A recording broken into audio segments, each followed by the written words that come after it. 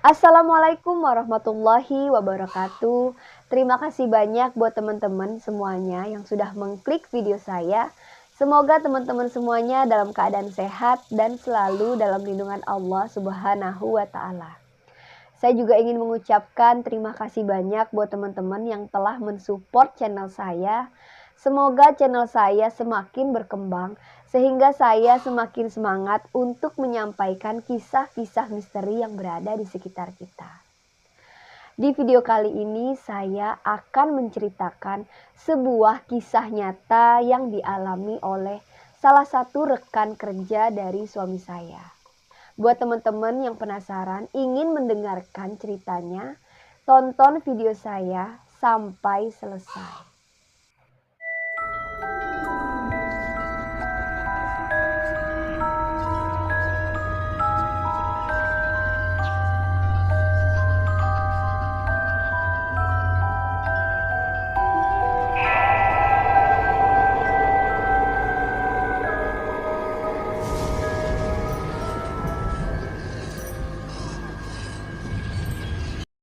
Kisah ini terjadi pada tahun 2017 yang lalu.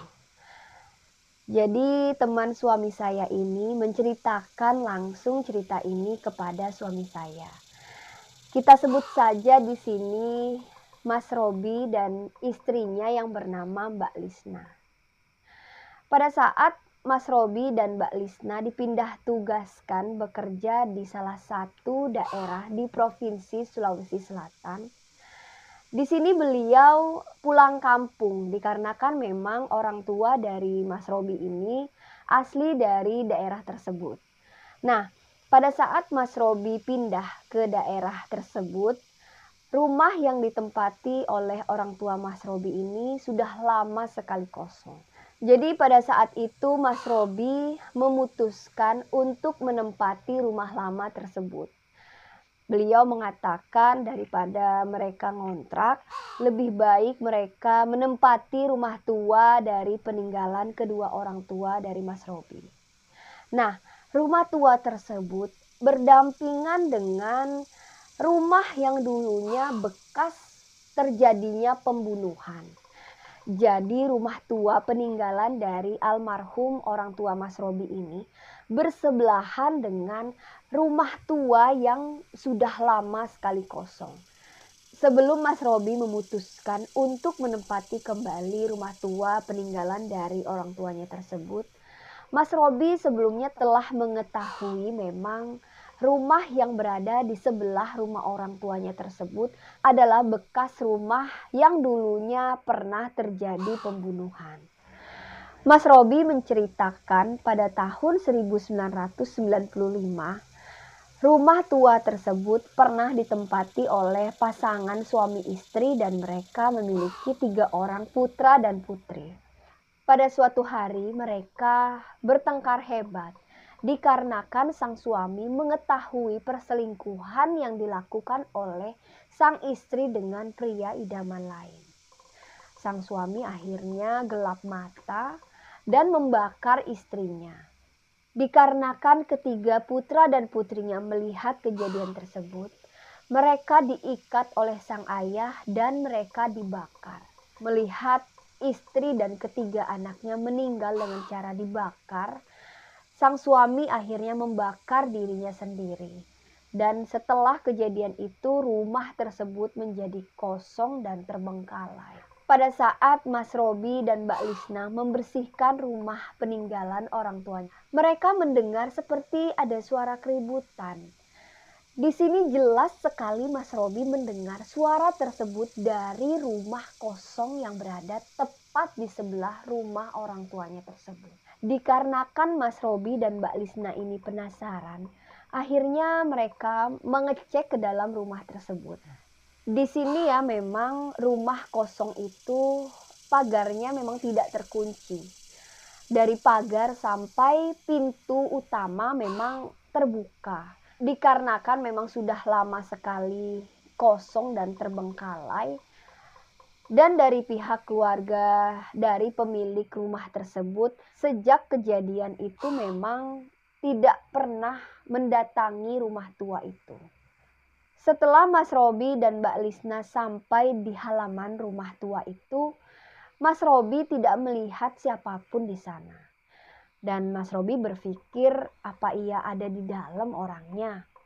Dan setelah mereka masuk ke dalam rumah, Mas Robi dan Mbak Lisna juga tidak melihat siapapun di dalam. Mereka akhirnya penasaran dan ingin tahu dari mana asal suara tersebut. Akhirnya Mas Robi dan Mbak Lisna memeriksa satu persatu ruangan yang ada di dalam rumah itu.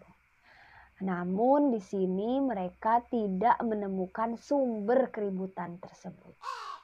Pada saat Mbak Lisna dan Mas Robi masuk ke dalam satu kamar, mereka melihat kondisi kamar tersebut berantakan.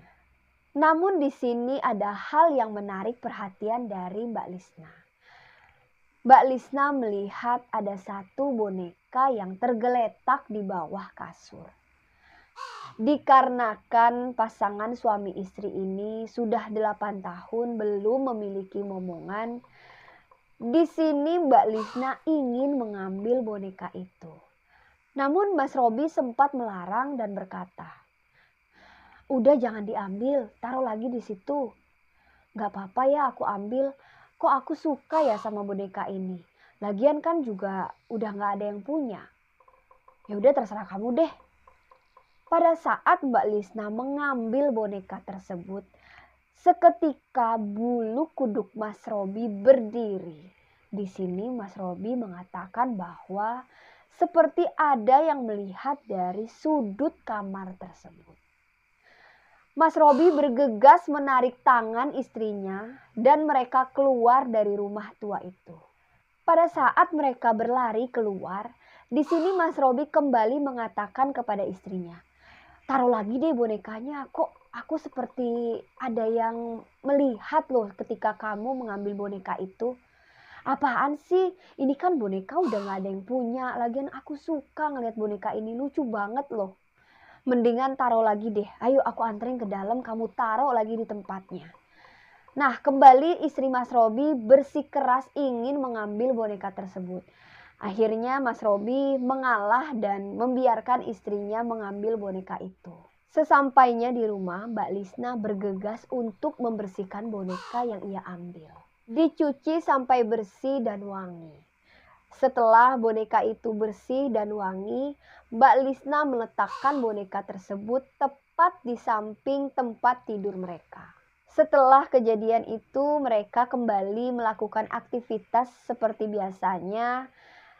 Dan memang Mas Robi pada saat itu butuh tenaga ekstra untuk membersihkan rumah tua peninggalan dari orang tuanya. Dikarenakan memang sudah lama sekali rumah itu terbengkalai, butuh waktu 2 minggu mereka membersihkan rumah itu sampai mereka menempati rumah peninggalan dari orang tua Mas Robi. Singkat cerita, 1 bulan mereka menempati rumah orang tua Mas Robi. Di sini Mas Robi mengatakan tidak ada hal yang aneh terjadi. Dan mereka pun melakukan aktivitas seperti biasanya. Pada suatu hari Mas Robi mendapatkan kabar dari kantornya untuk bertugas ke Jakarta dalam waktu kurang lebih 1 minggu lamanya. Dan Mas Robi pun menyampaikan berita tersebut kepada Mbak Lisna. Setelah mendengar berita tersebut, Mbak Lisna mengatakan kepada Mas Robi, "Lah, kalau kamu berangkat, aku sama siapa Mas di rumah? Aku sendirian dong." Mas Robi berkata, "Ya habis mau gimana lagi? Aku kan gak bisa nolak kalau udah ditugasin dari kantor. Lah kalau kamu diajak juga gak mungkin kan? Aku itu sekamar di sana berdua sama temanku. Lah kalau kamu ngikut gimana?" Dan Mbak Lisna kembali mengatakan, "Ya nggak enak aja sih Mas kalau sendirian di rumah 1 minggu lagi. Kan aku baru tinggal di sini. Aku tuh bukannya takut, tapi yang nggak enak aja sih nggak punya temen." Nah, Mas Robi bercanda kepada istrinya, "Ngapain sih takut? Nggak punya temen? Lah itu apa boneka? Setiap malam kok kamu tidurin itu boneka? Anggap aja itu teman kamu sekarang selama aku pergi." Dan Mbak Lisna kembali berkata kepada suaminya, "Apaan sih Mas, gak lucu deh bercandanya." Setelah percakapan tersebut, akhirnya Mas Robi meminta Mbak Lisna untuk menyiapkan keperluan Mas Robi selama di Jakarta.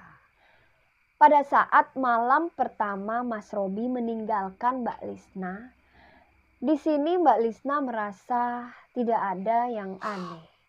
Namun pada saat Mbak Lisna tidur, kebiasaan dari Mbak Lisna ini tidur selalu berselimut. Karena Mbak Lisna memang tidak bisa tidur dengan kondisi yang terlalu dingin. Pada saat dia merasa dingin, pasti selalu terbangun. Pada malam itu Mbak Lisna tertidur sangat pulas. Tiba-tiba dia terbangun dikarenakan Mbak Lisna merasakan tubuhnya kedinginan.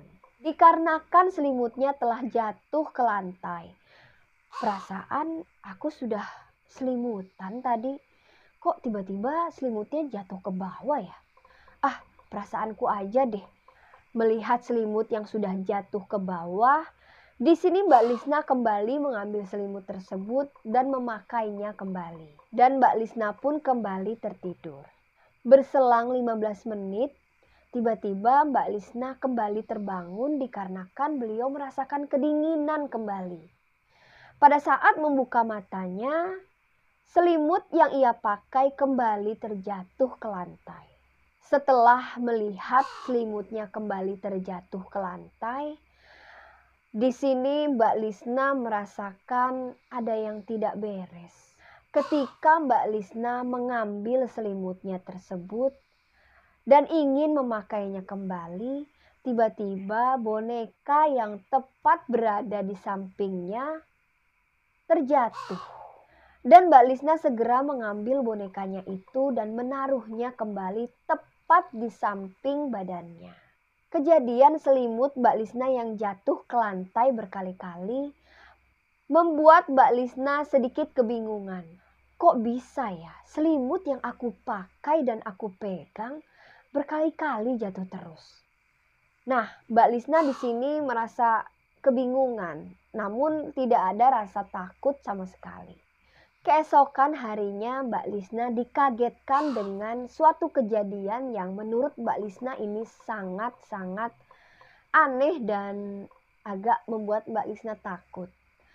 Pada saat Mbak Lisna ingin mandi ke kamar mandi, Mbak Lisna ingat sekali posisi boneka itu ia taruh tepat di atas meja di samping tempat tidur.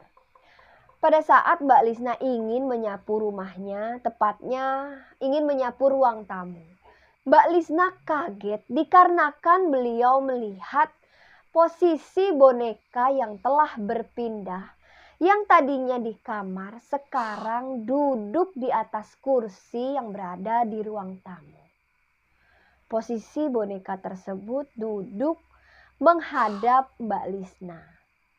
Pada saat melihat boneka tersebut, disinilah baru Mbak Lisna merasakan seperti ketakutan. Karena Mbak Lisna merasakan boneka itu seperti hidup. Dan selalu memperhatikan gerak-gerik Mbak Lisna. Setelah kejadian itu, akhirnya Mbak Lisna tidak berani untuk memindahkan posisi boneka itu. Jadi boneka itu tetap berada di ruang tamu dan duduk di atas kursi. Nah, pada saat malam hari Mbak Lisna ingin tidur, tepat di jam 10, setengah 11 lah. Mbak Lisna mendengar sayup-sayup suara anak kecil sedang bermain dan suara itu terdengar dari arah ruang tamu. Mbak Lisna berkata dalam hatinya, "Waduh, suara siapa ya malam-malam begini? Mana suara anak kecil? Sejak aku pindah dan tinggal di rumah ini, sepertinya tidak pernah mendengar suara anak kecil." Mbak Lisna sudah mulai merasa ketakutan. Namun Mbak Lisna penasaran ingin tahu dan akhirnya Mbak Lisna memberanikan diri membuka pintu kamarnya.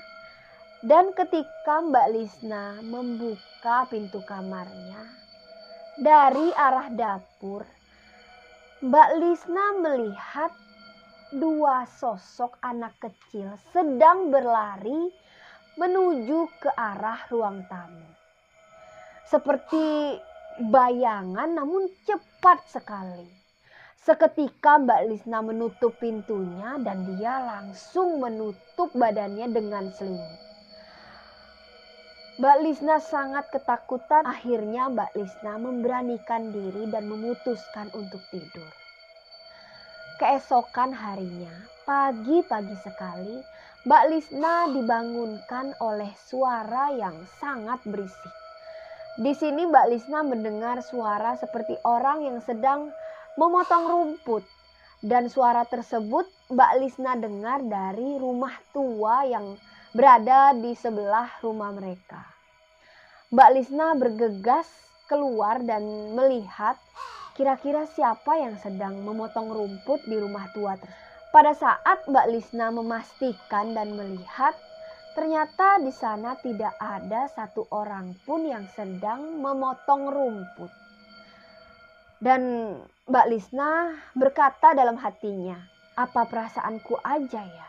Tapi suara itu sangat jelas aku dengar dari rumah tua itu. Nah, Mbak Lisna memutuskan untuk masuk ke kamarnya. Pada saat Mbak Lisna membuka pintu dan Mbak Lisna menoleh ke ruang tamu, Mbak Lisna dikagetkan dengan kondisi ruang tamu yang berantakan. Boneka yang tadinya duduk di atas bangku, pada saat itu Mbak Lisna melihat letak boneka tersebut sudah berada di lantai. Taplak meja yang tadinya rapi di atas meja, pada saat itu sudah berada di bawah. Di sini Mbak Lisna kembali merasa ada yang aneh dan tidak beres. Beliau mengingat kembali kejadian semalam dan sepertinya memang berhubungan. Mbak Lisna melihat ada sosok anak kecil sedang berlari dari arah dapur menuju ruang tamu. Pagi harinya Mbak Lisna melihat kondisi ruang tamunya yang sudah berantakan. Mbak Lisna merasa ketakutan, namun Mbak Lisna tidak dapat berbuat apa-apa. Dan Mbak Lisna akhirnya memberanikan diri untuk mandi dan melakukan aktivitasnya seperti biasa. Di sini Mbak Lisna masih ragu ingin memberitahu kejadian ini kepada suaminya atau tidak. Seumpama kejadian yang ia alami diberitahukan kepada Mas Robi, Mbak Lisna khawatir hal ini akan mengganggu konsentrasi Mas Robi dalam menjalankan tugas dari kantornya. Dan Mbak Lisna memutuskan untuk tidak memberitahukan kepada suaminya. Kejadian aneh berikutnya yang Mbak Lisna alami pada saat Mbak Lisna ingin makan pada siang itu, tiba-tiba Mbak Lisna mendengar suara yang sangat lirih tepat berada di sampingnya. Suara yang ia dengar, "Tante, main boneka sama aku yuk." Seketika Mbak Lisna menoleh ke arah suara tersebut. Dan Mbak Lisna melihat boneka itu yang tadinya jatuh di lantai, tiba-tiba boneka tersebut sudah berada di samping Mbak Lisna dan melihat ke arah Mbak Lisna.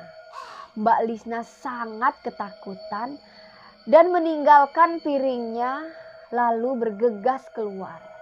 Untuk masuk kembali ke rumah itu, Mbak Lisna harus mengumpulkan keberaniannya kembali.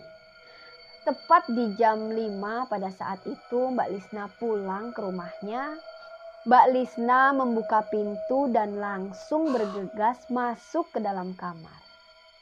Setelah Mbak Lisna melakukan sholat maghrib, Mbak Lisna di sini berkata dalam hatinya, pokoknya setelah sholat maghrib saya harus buru-buru tidur. Titik, harus segera tidur. Di sini Mbak Lisna mencoba memberanikan dirinya. Tepat di jam 8 malam, Mbak Lisna berusaha untuk memejamkan matanya. Dan akhirnya Mbak Lisna tertidur. Namun tepat di jam 12 malam, Mbak Lisna kembali terbangun. Namun di sini Mbak Lisna terbangun bukan karena selimutnya yang terjatuh, melainkan Mbak Lisna mendengar suara nyanyian yang sayup-sayup terdengar dari arah ruang tamu. Mbak Lisna seperti mendengar suara anak kecil yang bernyanyi, Nina Bobo, oh Nina Bobo, kalau tidak Bobo digigit nyamuk. Seketika Mbak Lisna merinding dan sudah tidak bisa diungkapkan dengan kata-kata ketakutan yang sangat luar biasa. Jelas di sini Mbak Lisna mendengar suara anak kecil yang seperti sedang menidurkan sesuatu. Ya, di sini bisa ditangkap lah ya bahwa anak kecil tersebut sedang bermain boneka yang diambil oleh Mbak Lisna dari rumah tua tersebut. Mbak Lisna menutup telinganya rapat-rapat. Semakin ditutup, semakin jelas suaranya terdengar. Setelah selesai bernyanyi, Mbak Lisna mendengarkan anak kecil tersebut mengucapkan, Tante Lisna, tolong kembalikan bonekaku. Kembalikan Tante Lisna, aku ingin bermain bersama kakak dan adikku. Nina Bobo, oh Nina Bobo. Suara itu kembali terdengar. Suara nyanyian yang sangat menakutkan. Sambil berteriak dan sangat ketakutan, Mbak Lisna mengatakan, aku akan kembalikan bonekanya. Tolong jangan ganggu aku.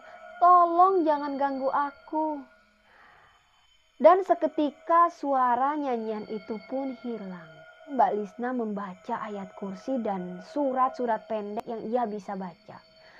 Dan Mbak Lisna pun kembali memejamkan matanya untuk tertidur. Singkat cerita, setelah kejadian yang malam itu membuat Mbak Lisna seperti trauma dan sangat ketakutan. Keesokan harinya Mbak Lisna melakukan aktivitasnya seperti biasa. Namun Mbak Lisna tidak merasakan hal-hal yang aneh terjadi di rumahnya. Setelah 2 hari berlalu, akhirnya Mas Robi pun pulang dari Jakarta. Namun setibanya Mas Robi di rumah, di sini Mas Robi melihat seperti ada yang aneh dari Mbak Lisna. Seperti bukan istrinya. Dan Mas Robi ingin menghilangkan perasaan itu dan berusaha untuk menanyakan kepada istrinya. Apa ada yang aneh semenjak aku tinggal ke Jakarta? Mbak Lisna tidak menjawab sepatah kata pun dari Mas Robi. Dan Mas Robi melihat memang istrinya ini seperti bukan Mbak Lisna yang sebelumnya. Pada saat malam harinya, tepat di jam 11 malam, Mas Robi dan Mbak Lisna yang sudah tertidur pulas, tiba-tiba Mas Robi terbangun. Dikarenakan Mas Robi merasakan Mbak Lisna tidak ada di sampingnya. Pada saat terbangun, Mas Robi berpikiran, oh ya mungkin istrinya sedang mengambil minum atau buang air kecil. Di sini Mas Robi menunggu istrinya kurang lebih 15 menit. Namun setelah ditunggu Mbak Lisna tidak kembali ke kamar. Akhirnya Mas Robi mencari Mbak Lisna keluar kamar. Setelah Mas Robi mencari ke dapur, namun Mbak Lisna tidak ada. Mas Robi kembali ke ruang tamu. Dan Mbak Lisna pun tidak ada. Mas Robi melihat pintu rumahnya terbuka dan pada saat Mas Robi keluar, Di situ Mas Robi melihat Mbak Lisna sedang berdiri, namun posisinya Mbak Lisna berdiri menghadap ke rumah kosong yang berada di sebelah rumahnya.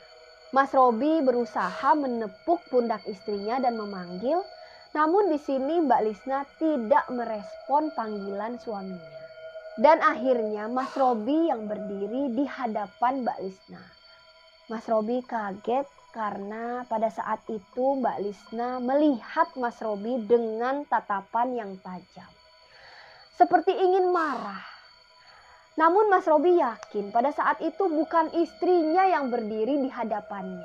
Dan benar saja pada saat itu Mbak Lisna mengatakan, "Kembalikan boneka anakku. Boneka yang telah diambil istrimu. Anakku mencari boneka.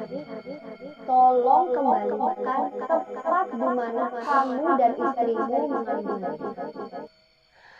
Mas Robi kaget dan pada saat itu tubuh Mbak Lisna langsung lemas dan Mas Robi bergegas membawanya ke kamar. Singkat cerita, setelah Mas Robi mengetahui apa yang diinginkan dari, bisa dikatakan di sini mungkin penunggu rumah ya, yang berada di rumah bekas pembunuhan itu, Mas Robi berusaha bertanya kepada Mbak Lisna apa yang sebenarnya terjadi semenjak Mas Robi di Jakarta. Di sini Mbak Lisna baru dapat menceritakannya sambil bergetar dan menangis. Semua kejadiannya diceritakan kepada Mas Robi. Dan Mas Robi memutuskan untuk menceritakan kembali cerita yang dialami oleh istrinya ini ke salah satu teman dekatnya. Setelah diceritakan semua kejadian yang dialami oleh Mbak Lisna, teman Mas Robi menyarankan untuk meruqyah Mbak Lisna dengan salah satu pemuka agama yang berada di daerah tersebut. Akhirnya pemuka agama itu dipanggil ke rumah Mas Robi, Mbak Lisna diruqyah dan dibacakan doa supaya Mbak Lisna lupa dengan kejadian yang membuatnya sangat trauma. Setelah diruqyah, Mbak Lisna dan Mas Robi menceritakan kembali cerita itu. Setelah tahu benang merahnya, akhirnya pemuka agama itu mengatakan, "Tolong kamu kembalikan kembali boneka ini ke tempat kamu mengambilnya." Dan setelah itu barulah kita berdoa di dalam rumah itu, semoga arwah-arwah yang berada di rumah itu tenang di alamnya. Setelah mendengar saran dari pemuka agama, akhirnya Mas Robi dan Mbak Lisna bergegas mengembalikan boneka tersebut. Setelah bonekanya diletakkan ke tempat semula, pemuka agama itu datang bersama teman dekat Mas Robi. Di sana mereka bersama-sama berdoa dan mendoakan semoga arwah yang berada di dalam rumah itu tenang dan berharap tidak mengganggu tetangga-tetangga yang berada di sekitarnya. Sampai di sini kisah yang dapat saya sampaikan dalam video saya kali ini. Kisah yang diceritakan langsung oleh salah satu rekan kerja suami saya.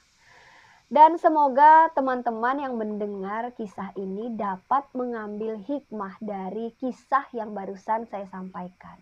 Jangan pernah mengambil sesuatu yang bukan milik kita, walaupun kelihatannya barang itu tidak bertuan. Karena memang segala sesuatu itu pasti ada yang memilikinya. Buat teman-teman yang baru bergabung, jangan lupa klik tombol subscribe, jangan lupa nyalakan loncengnya juga ya. Apabila saya mengupload video terbaru, teman-teman semua akan mendapatkan notifikasinya. Jangan lupa di like, di komen, dan di share ke media sosial teman-teman lainnya. Buat teman-teman yang memiliki kisah-kisah misteri dan akan dibagikan ceritanya, boleh DM ke Instagram saya. Instagramnya sudah saya sematkan di atas. Insya Allah saya akan membacakan cerita-cerita dari teman-teman semuanya. Mohon maaf apabila ada kekurangan dalam video saya kali ini. Saya Rahayu Fajri pamit undur diri. Wassalamualaikum warahmatullahi wabarakatuh.